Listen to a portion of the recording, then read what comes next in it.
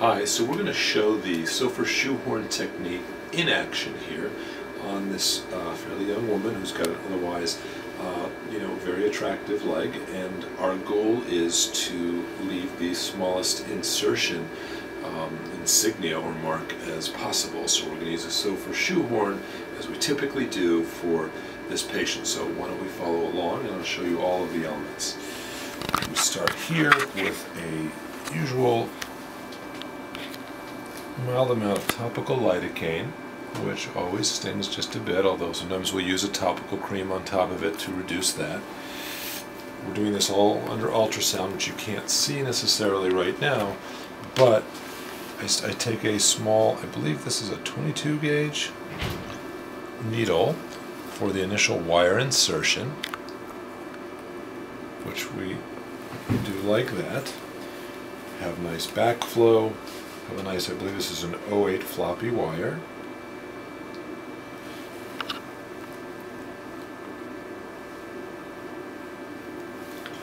And insert just like that. So now we're inside the greater saphenous vessel of a woman with proven venous insufficiency, and we are ready to, by technique, add the sheath, which is a 4 French low profile sheath.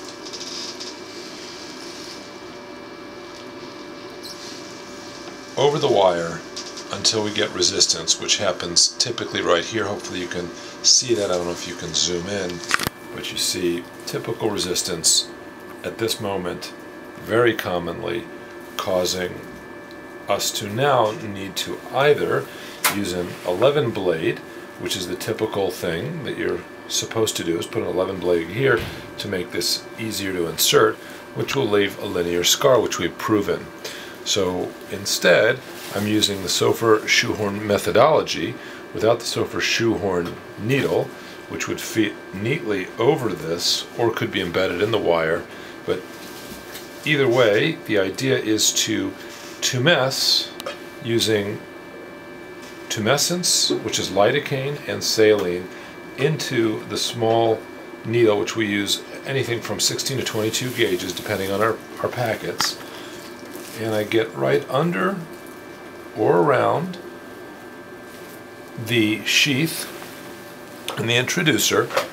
I infuse with my Klein pump, which is a sort of a pump that infuses the lidocaine directly in and around, causing what I call a little volcano area, which the patient usually doesn't feel at all. And what this does is it allows this area to enlarge. Now I'm going to be doing this anyway as we tumesce up the vein here. So now with a simple twist motion, which hopefully you can see here, with the twist motion, the catheter slides right in without any need for the 11 blade. So this eliminates the 11 blade. Now because I put a little pressure here with my tumescence, it also will collapse on the sheath when we're done with the procedure, leaving almost no perceptible insertion at all. So this is in, and we are ready actually now to take out the dilator and the wire and put in our laser catheter. And that is the Soffer shoehorn methodology. Now I'm going to put in the laser,